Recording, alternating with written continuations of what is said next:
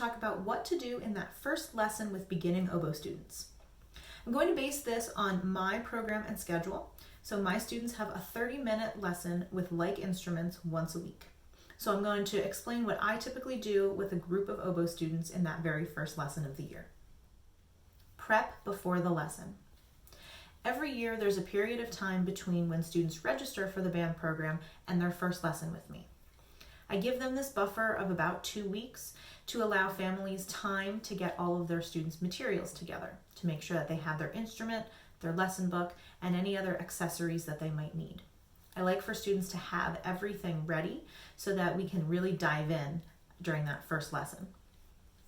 Because of this time buffer, I also like to give information that can be helpful to students before their first lesson. So I will put videos in their learning management system about things like taking the instrument out of the case and putting it together, hand position, how to handle and care for their reeds, and even embouchure.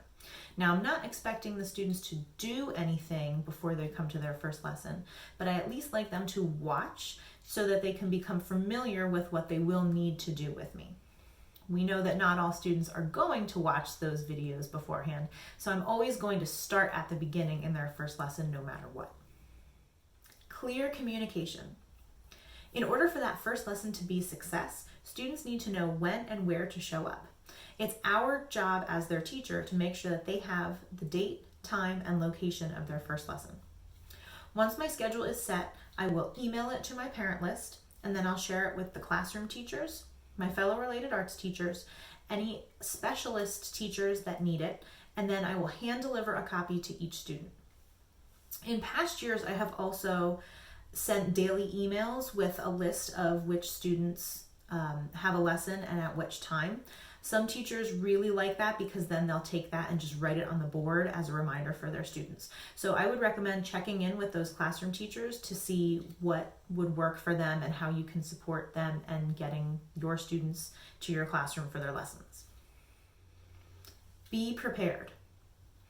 I know this sounds super obvious, but when you only have 30 minutes to welcome students into your classroom, set up, teach them, break down, and send them back to class, you have to know exactly what you're doing from the moment they walk in.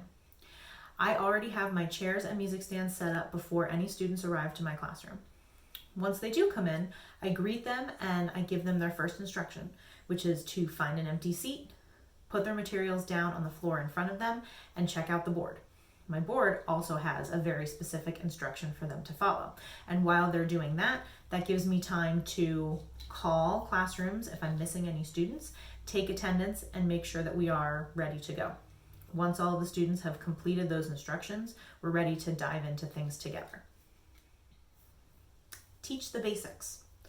I want my students to walk away from their first lesson being able to do things at home on their own. So I want to make sure that I move quickly, but I'm thorough so that I can cover a lot of information in that first lesson. For this to happen, I have to make sure I'm not wasting any time. So once students have come in, settled into their seats, and followed their board instruction, which in an oboe lesson is to get a paper cup from the table, fill it halfway with water, and put it on the music stand. Here's what I'll do after that.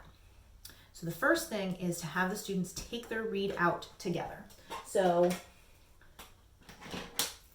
most companies will send reeds either in a coffin or in a tube. So I walk students through taking their reeds very carefully out of whatever container they have. I show them where to hold it. So I always instruct my students to hold it by the thread because that's really the easiest way for them to work with it. And I'll have them put it gently into their water cup. After reeds are in the cups, then we're going to move to sitting on the floor so that we don't have any oboes fall off of laps. So I show students how to open their case, especially if students have different cases from each other. Make sure that they understand which way is up. And then we will name the parts of the instrument so that when I say take out the bell or take out the upper joint, they know what I'm talking about. The next thing we do is find the cork grease in the case, and we take off the tenon caps if they have them and grease the corks on the upper and lower joints. After they use the cork grease, I have the students put that on their stand for later use. Then I'll demonstrate and walk students through putting the instrument together. So we put the bell onto the lower joint first, and then the upper joint on top, being really careful about how that fits together. I make sure to instruct them to grab parts of the instrument that don't have any keys or a lot of keys so that they can, put it together and they don't have to worry about gripping really hard. I check each student's instrument before we move on. So after they've all put them together, I go around quickly and make sure that they've done things correctly, make adjustments if necessary.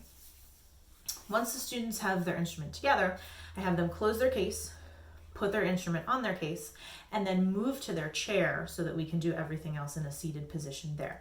Once they sit in their chair, I briefly will show them what good posture looks like, and we'll just, go through those couple of checkpoints before we get the instrument in hand again in the chair.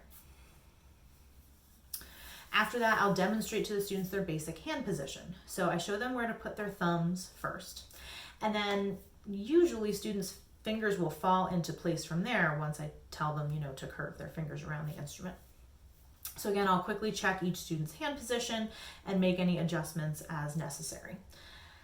After we do hand position, I'll ask the students to put their oboe on their lap and pick up their reed out of their water cup by the thread.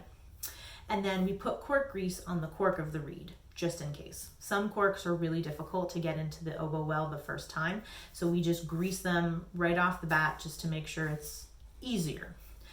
I'll briefly explain their embouchure after that, and then have them crow on the reed just so that we can start making sound. I'll have them crow as a group, and then I'll have each student crow individually, and then do a little bit more crowing as a group. And this will help me to see if anybody's reed needs any adjustment, if we have any reeds that are difficult to blow. I might not make too many adjustments at this point, but if it's a simple thing, like I could, pinch the cane or try to make an opening a little bit larger, then I'll do those things right there. After we crow, we're going to put the reed into the instrument. So I, again, remind students to grab it by the thread so that they're not damaging anything. If anybody has a hard time getting it all the way into the well, then I'll help them out. And also probably kind of pinch their cork a little bit. I don't actually know how much this helps, but if I can try to compress that a little bit just to make it a tiny bit easier for it to come in and out of the well, I'll do that for them. So after the reed is in, we're going to set up our hand position, and I usually start with B natural, just because it is literally one finger that they have to worry about. And then we're going to try playing it. If that goes well and we have time, then I'll have them add fingers for A and then for G.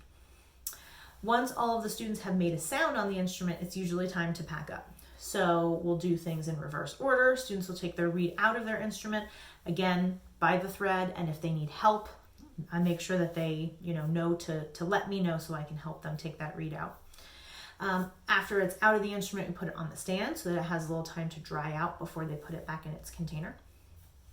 I show them how to use their swab, which is generally a pretty easy thing to do with the oboe, because really it's just turn it upside down, stick the weighted end in, pull it all the way through. So that's a pretty quick thing that we usually can get through.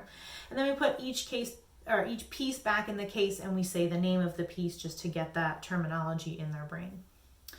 After the instrument's back in the case, I'll walk them through putting their reed back in its container.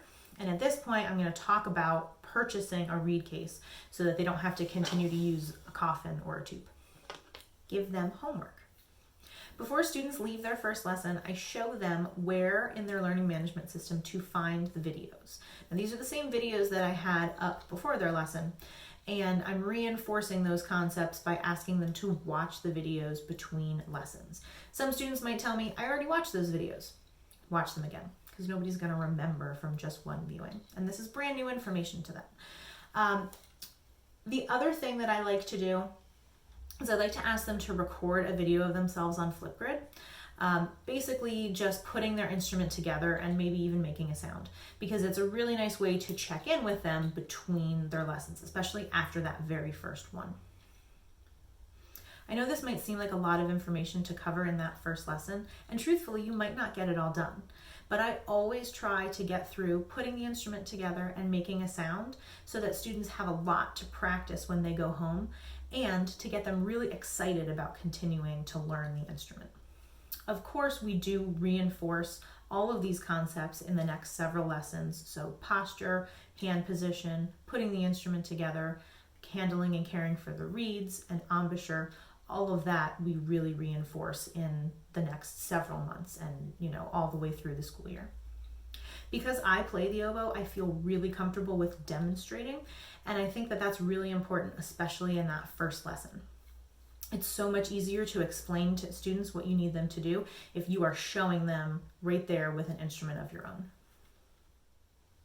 I hope this gives you a good framework and plans for your first lesson with beginning oboe students. The more you have prepared and the more you're able to demonstrate, the easier that lesson is going to be for you and your students. Check back here for more beginning band content next Wednesday. Until next time.